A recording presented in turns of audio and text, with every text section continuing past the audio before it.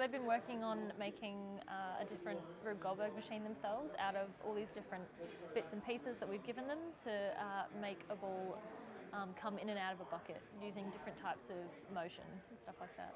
What I'm hoping to research is how beneficial this practical hands-on learning is to the students' understandings of the underlying concepts in class. So as they do this about midway through the semester, I'm hoping that this hands-on activity will help them going into looking at dynamics to make that link between real world and in-class theoretical problems to help them sort of understand what happens in different types of motion. And the main thing they've learned is how you can make an incredible engineering feat and not have it work. And the main thing when you're looking at engineering is reliability. So the main thing is that something simple that works is better than something complicated that doesn't work. So essentially we're just doing a bit of an experiment to investigate projectile motion and a few different energy transformations.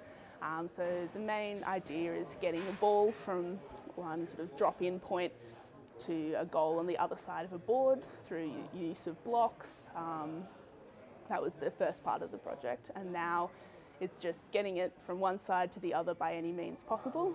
So we've been playing with lots of different things, cutting things up, sticking things together, using mouse traps. Like, yeah, it's a lot of fun. Everyone sort of had their own contributions. So someone was like, oh, I think this could work, and we'd try it. And then someone was like, oh, that could go into, like, we could have that going into this sort of system.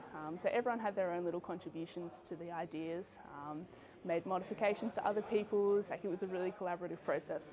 It was really fun working in a team because a lot of what we do is by ourselves, like individual assessments. So this was a really good change to that. It's been really fun. As I said, it's very different to what we usually do in class, so it's been a good change.